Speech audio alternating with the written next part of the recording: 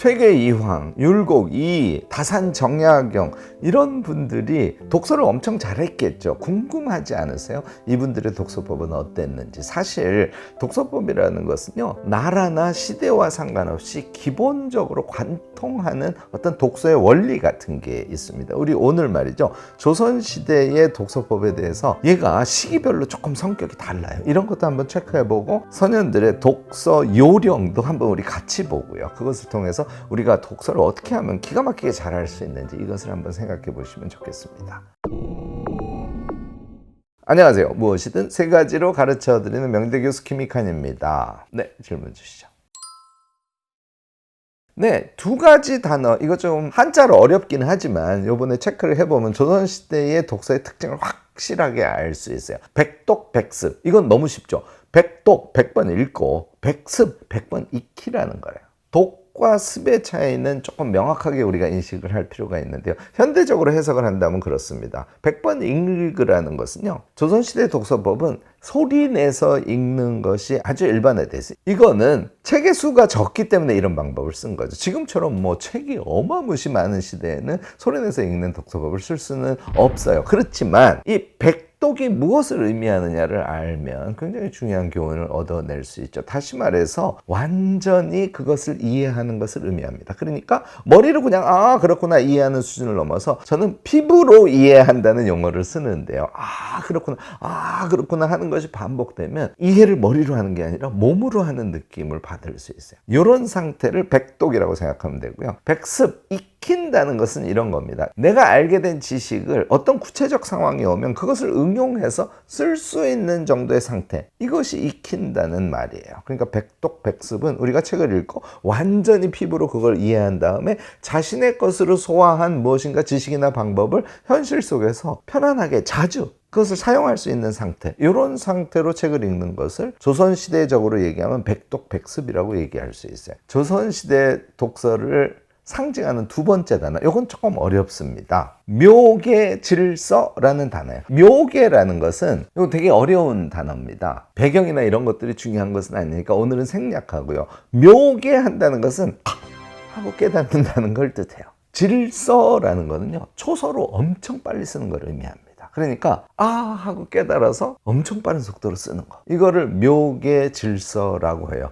여러분들 제가 자주 이 얘기하니까 퍼뜩하고 떠오르지 않습니까? 김 교수가 얘기하는 책을 읽을 때는 순간의 생각, 그런 얘기구나. 그 다음에 순간의 생각을 쭉 이어가면 생각의 이음. 그러니까 독서를 할 때 생각을 중심에 두라고 제가 강조를 하죠. 묘계에 해당합니다. 그리고 일정 분량을 읽어서 자기가 머릿속에 떠올린 생각들을 어떻게 한다고? 메모 독서법, 메모하는 것이 질서에 해당해요. 이미 조선시대부터 묘계의 질서, 다시 말해서 생각 독서법과 메모 독서법이 정착되어 있었다는 걸 말합니다. 여러분들 조선시대 독서의 특성을 가르치는 두 단어 이제 기억하실 수 있겠죠? 첫 번째는 백독백습, 두 번째는 묘계 질서. 첫 번째는 완전히 그것을 이해해서 평상시에 쓸 수 있도록 하는 독서가 중요하다 하는 것을 의미하고, 두 번째는 독서를 할 때는 생각하면서 메모하는 독서를 하는 것이 엄청 중요하다. 조선시대 독서법이 우리에게 주는 교훈이라고 할 수 있겠죠.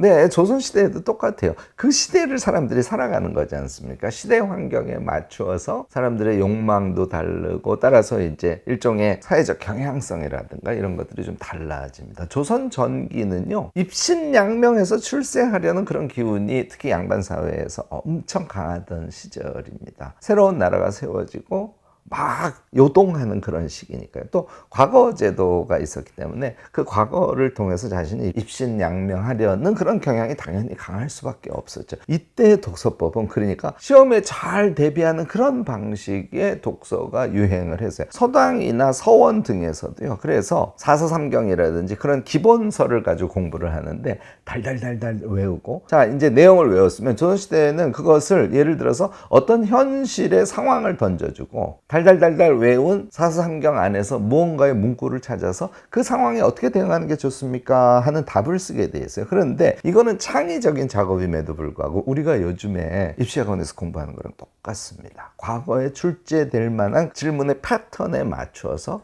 앞쪽 사서상경은 달달달달 외우고 그것을 토대로 해서 상황에 대한 자신의 해석의 패턴 같은 것들을 선생님들이 정리를 해서 또 달달달달 외우고 자꾸 쓰고 하는 이런 공부가 조선 전기에는 아주 유행을 했었다고 합니다. 조선 중기가 되면요, 이제 새로운 사회적 기풍이 만들어집니다. 아주 걸출한 학자들이 나온 것이 굉장히 중요한 계기가 되죠. 율곡 이이와 퇴계 이황, 이 걸출한 조선 성리학자들이 나오면서요, 이때부터는 도학주의적인 독서법 이런 것들이 좀 유행한다, 이렇게 보셔도 됩니다. 다시 말해서 사람들이 이제는 똑같이 사서삼경을 읽고 그 외에도 뭐 여러 중국의 문집이라든지 이런 것들을 읽으면서 거기에다가 자신의 해석을 창조하는 그런 독서법이 좀 조선 중기 이후에는 나타나기 시작합니다. 이게 이제 이런 독서법이 기반이 되면서 조선 중기 이후에 개별 양반가의 문집들이 많이 발간이 돼요. 이 문집이라는 것은 자신의 해석을 주기하는, 추가해서 쓰는 이제 이런 방식의 독서들인데요. 그래서 조선 중기가 되면 성리학에 대한 다양한 해석들이 독서 과정을 통해서 만들어지는 그런 시대라고 볼 수 있습니다. 자, 조선 후기가 되면 어떨까요? 이제 근대사회를 향해서 나아가는 시기니까 독서를 해서 문제 해결 방법을 찾는 독서법들이 유행하기 시작합니다. 다산정약용 같은 분들이 독서를 그렇게 하고 그 다음에 현실 문제를 풀 때 자기가 독서한 것을 어떻게 적용해서 그걸 창조적으로 적용할까, 이 부분이 더 중심이 되는 거예요. 우리가 잘 아는 목민심서 같은 것들이 조선 후기의 독서의 특성을 반영해서 나온 책들이라고 볼 수 있죠. 그 이외에도요, 농서들인데, 그러니까 어떻게 하면 작물을 잘 키울 수 있을까? 예를 들어서 수산업을 한다 그러면 어떤 어패류들이 있고 어떤 고기들이 있고 이들의 특성은 뭐고, 이런 것들을 알아야 그 다음에 어업을 잘 할 수 있지 않습니까? 이렇게 문제 해결형의 독서가 시작이 되고 그 독서의 결과로서 문제를 해결해 나갈 수 있는데 도움이 되는 다양한 서적들이 조선 후기가 되면 나타나기 시작하는 것이죠. 이렇게 조선 전기, 중기, 후기는 독서의 측면에서도 시대적으로 큰 차이를 나타내고 있다, 이렇게 우리가 정리할 수 있을 것 같습니다.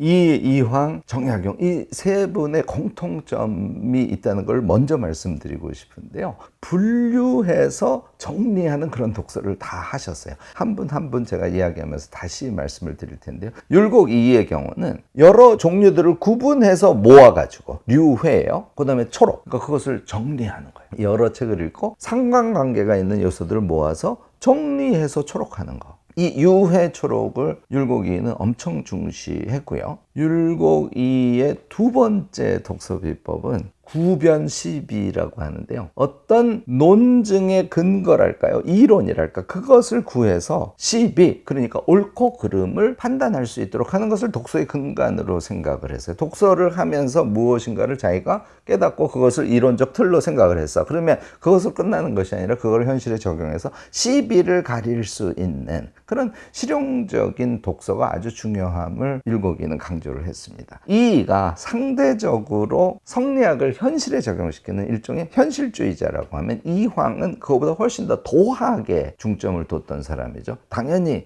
독서의 기법에서도 차이가 나타납니다. 이황은 이제 제자들을 키우고 성리학이 완전히 삶의 철학이 되도록 하는 그런 교육활동 같은 걸 적극적으로 했던 학자지 않습니까? 성리학을 조선 전기처럼 시험 대비로 달달달 외우고 이렇게 표피적으로 읽어서는 안 된다는 생각을 했기 때문에 극시지둔이라는 것을 독서의 기본으로 삼았어요. 지둔이니까 천천히 읽는 거예요.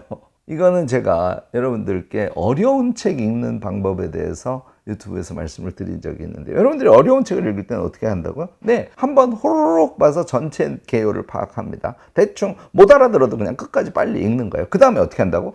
천천히 읽는 거예요. 예를 들어서 우리가 1시간에 50쪽을 읽는다 그러면 1시간에 20쪽만 꼭 보세요. 제가 이렇게 일부러 얘기하거든요. 사실 어려운 책은 이렇게 해서 하나하나 내용을 파악해가는 방식으로 읽으셔야 되는데, 이황이 얘기한 극시지둔이 같은 사상이라고 이야기할 수 있습니다. 똑같은 경서를 읽는다고 하더라도 천천히 생각하면서 자기식으로 해석을 겸해가면서 읽어내려가는 그런 독서법을 아주 중시했고요. 이황의 독서법에서 아주 독특한 건 두 번째입니다. 이택상자라는 것인데요. 이건 우리가 려자로 알고 있잖아요. 이때는 이택이라고 읽습니다. 마주보는 택이라는 것은 물이 있는 공간을 이야기하죠. 그러니까 이택이라는 것은 아주 환경이 좋은 곳에서 함께 독서를 하는 걸 의미해요. 상자, 자라는 것은 자본할 때 자지 않습니까? 가치 있는 것, 그것이 돈일 수도 있고 사상일 수도 있고 지혜일 수도 있고 서로 그런 지혜를 모아가는 것, 이런 의미예요. 그러니까 이택상자는 작은 호숫가 같은데 정자 위에 사람들이 모여서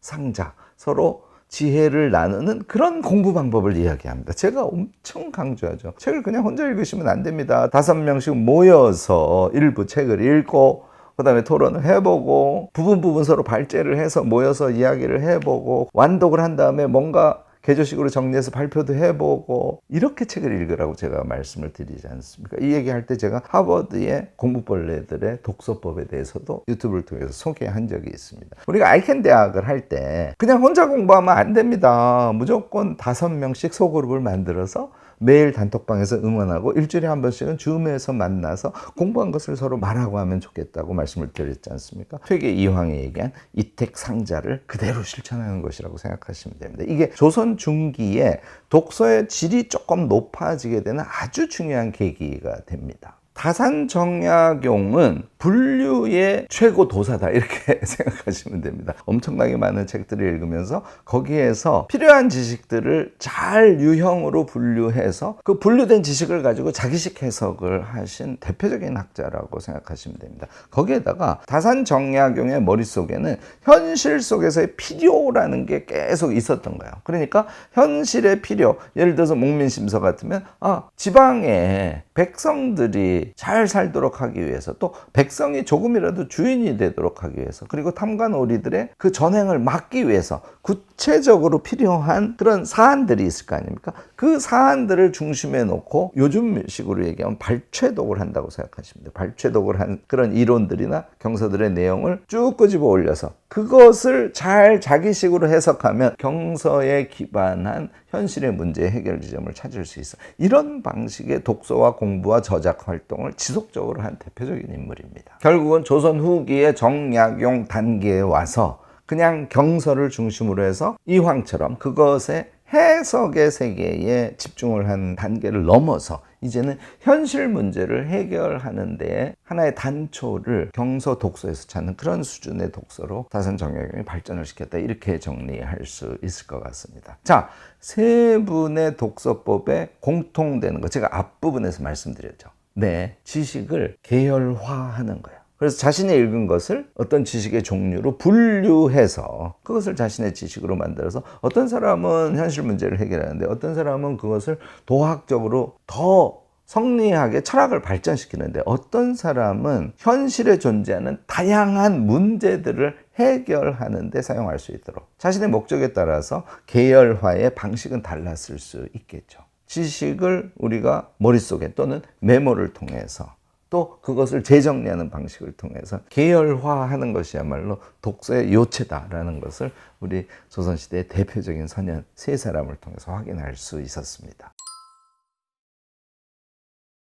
단연코 세 가지로 딱 정리가 돼요. 하나는 그냥 욕심을 내고 이해도 안 되는 걸 달달달달 외우고 이렇게 독서하는 거 조선시대 독서법 얘기하면서 나왔습니까? 네, 조선 전기의 입신양명을 위해서 과거 시험에 준비하기 위해서 공부하는 데에서 잠시 비슷한 유형이 나왔을 뿐이죠. 조선 중기 이후의 독서는 전부 기본적으로는 이해를 기반으로 한 독서를 강조하고 있습니다. 우리가 책을 읽는다는 것은, 그래서 제가 이것을 존재적 독서라고 표현하죠. 에리 프롬의 소유냐 존재냐를 읽으면 전반부의 그 부분을 확 여러분들이 아실 수 있는데, 그렇구나, 하고 몸 전체가 깨달음에 도달하는 그런 상태가 되려고 하는 편안한 독서, 요거를 하면 우리가 이해에 도달할 수 있거든요. 이해에 도달함과 동시에 이해가 됐으니까, 그러면 저자의 그 생각에 대해서 나의 생각이 있을 수 있으니까 저자와 대화하며 읽는 그런 독서, 조선시대 독서 습관을 통해서 배울 수 있는 첫 번째 지점이라고 할 수 있고요. 두 번째는, 이건 뭐 제 전공에 해당하는 것입니다만, 지식을 계열화하고 그것을 위해서 메모 독서를 하는 거. 여러분들 책을 읽으면 전부 장 단위로 메모를 하시고 책 한 권 다 읽으면 개조식 문건으로 정리해 보기도 하지만, 또 한편으로는 중요한 지식들은 독서 카드를 쓰세요 하고 권하지 않습니까? 책을 5권 읽었어. 독서 카드가 뭐 20장이 나왔어. 그러면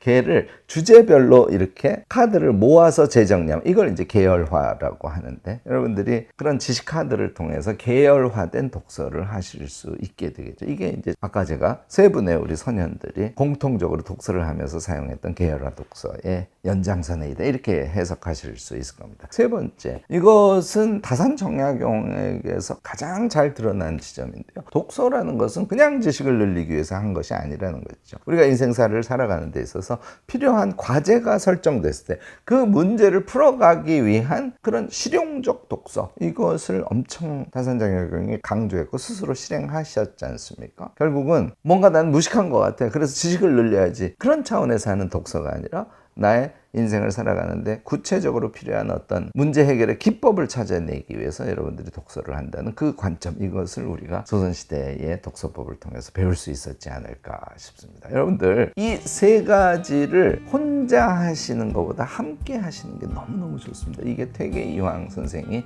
우리에게 준 교훈이지 않습니까? 오늘 제가 여러분들께 독서법에서 앞에 세 가지를 강조한 것, 얘를 몇몇 사람이 꼭 같이 하는 그런 지적 실천을 통해서 여러분들의 실질적 성장을 꼭 한번 꾀해 보시기를 권합니다. 오늘 독서에 대한 저의 이야기가 도움이 되셨다면 좋아요, 구독, 알림 설정까지 꼭 부탁드리겠습니다.